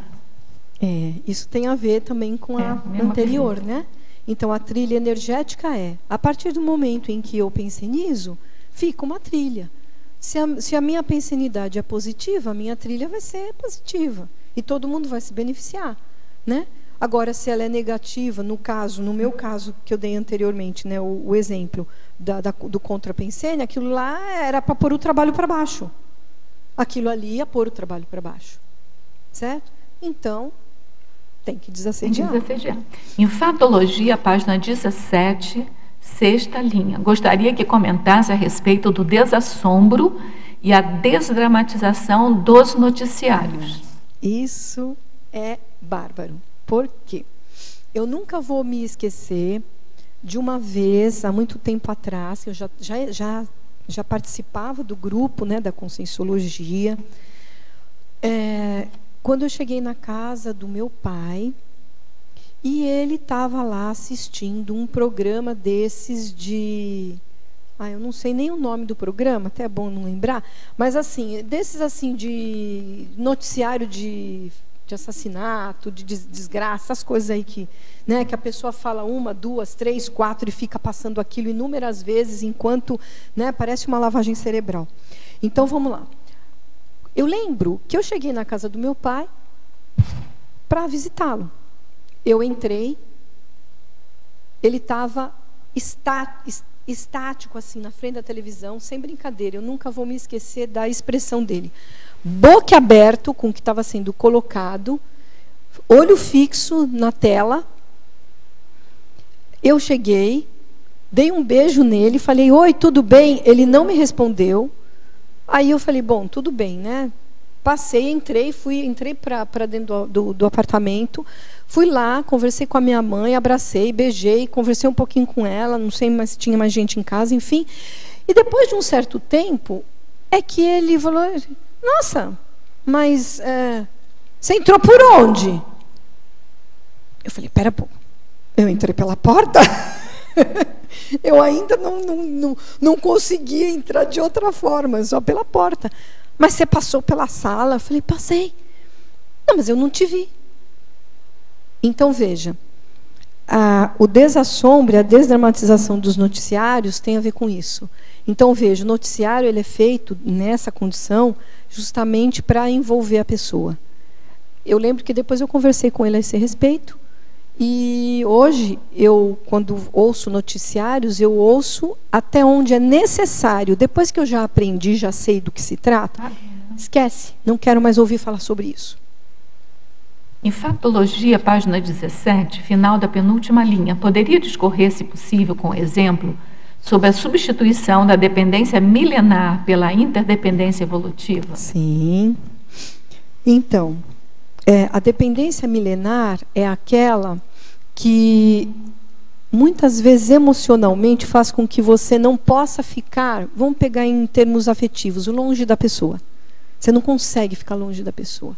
E às vezes isso é milenar. Não é a primeira vez que você está com a pessoa, você gosta da pessoa, você ama a pessoa, mas você sente uma necessidade de estar ali com ela, e é aquela coisa, é uma dependência mesmo. Você sente dependência das energias da pessoa. A interdependência evolutiva é o que eu e o Domingos estamos aprendendo a desenvolver, que é o quê? Nós termos esse trabalho conjunto dos dois, no sentido de trabalharmos para que os dois avancem, para que os dois evoluam, para que os dois consigam desenvolver-se consciencialmente. É uma interdependência, mas ela é evolutiva. Significa o quê? Que no dia de amanhã, se eu faltar, o Domingos não precisa acabar por causa disso. E se o Domingos faltar, eu também não preciso acabar por causa disso. Ao contrário, precisamos continuar nos desenvolvendo aonde nós estivermos. Eu aqui ou lá, ele aqui ou lá, não interessa.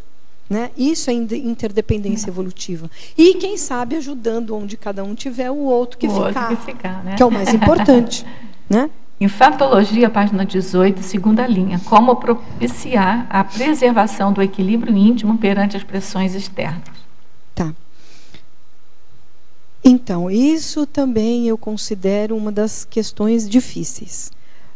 Propiciar o equilíbrio íntimo significa, para mim, hoje, ainda em primeiro lugar, perceber a pressão externa se formando, para que você não seja engolido pela pressão externa, porque o que ocorre, muitas vezes, a gente acaba sendo engolido.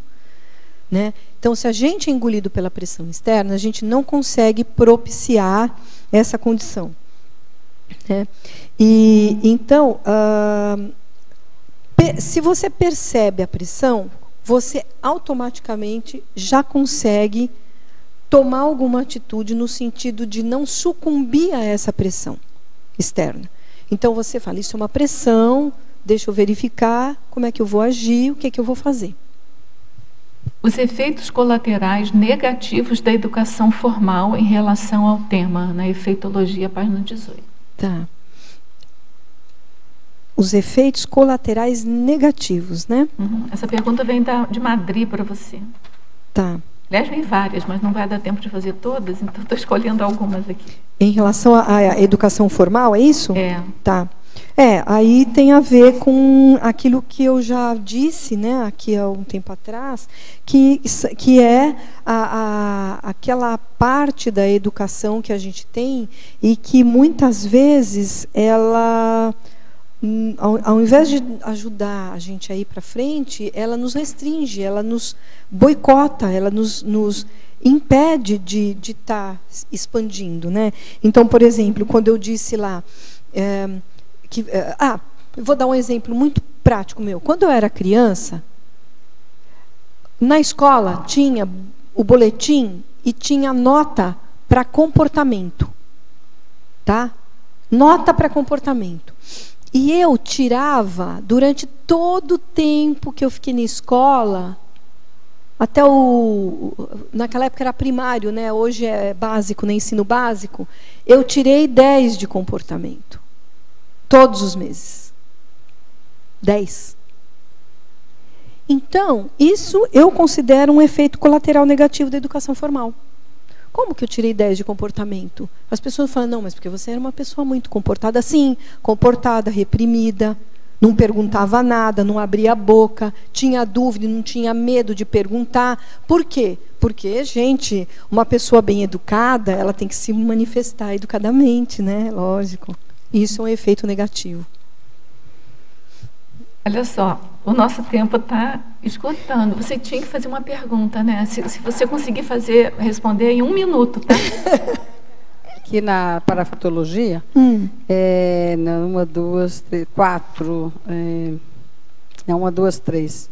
A paragenética pessoal vivenciada de modo lúcido, porque a gente sabe que nós somos o resultado da paragenética, genética e mesologia. Isso. Na Socin se falava muito da que era mais influente, o que contava mais para a formação do indivíduo. Se era a mesologia, né, ou se era a genética. Agora a gente tem a paragenética.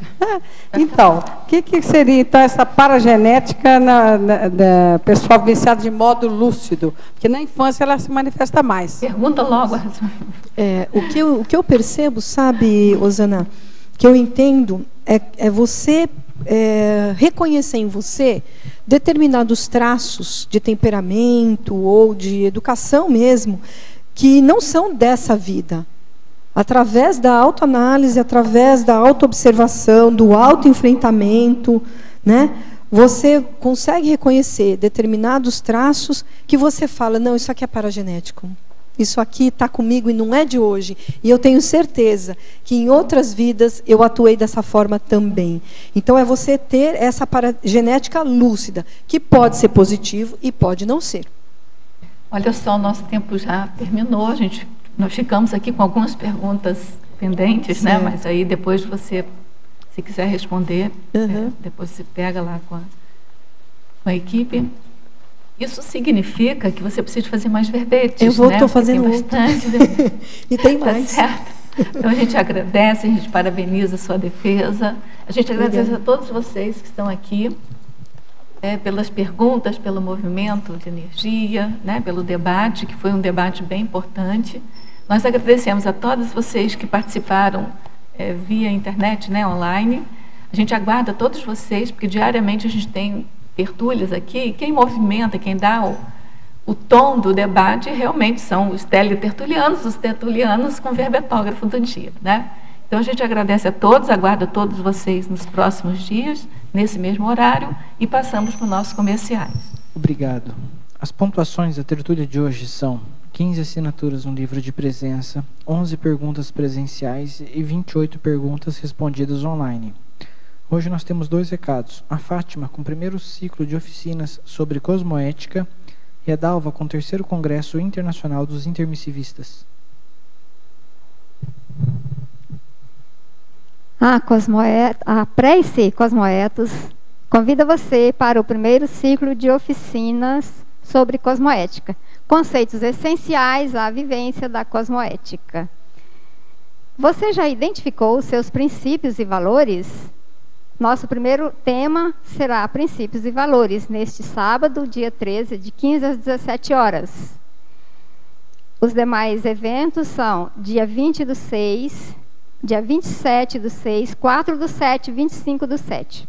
O local será no Discernimento, na sala 104, Cosmoeticário. As vagas limitadas a 12 participantes.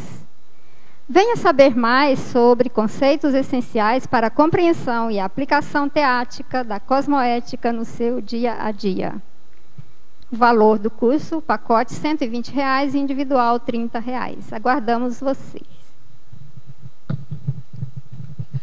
Boa tarde a todos. O CAEC e a Sinvex convidam a todos para participarem do 3º Congresso Internacional dos Intermissivistas. Acontecerá aqui em Foz, no período 10, 11 e 12 de julho. Este evento será realizado em 3 dias, tendo ênfase em oficinas, práticas de especialidades e técnicas conscienciológicas. Teremos 4 oficinas. Oficina da Conscius, com o título Conforto da Consciência. Oficina da OIC, Consciencioterapia do Intermissivista. Oficina da Consecutivos, Prospecção de Retrovidas. E oficina da Apex, Qual o Propósito da Minha Vida? Não percam essa oportunidade de reencontrar com os intermissivistas. Mais informações poderão entrar em contato com a recepção do SEAEC ou através do telefone 45, nosso código de área, 3525-2652. Obrigada. Para amanhã, teremos o verbete Binômio Detalhismo Parapsiquismo, especialidade Autoparapercepciologia, e o verbetógrafo Marcelo Silva. Obrigado e boa tarde a todos.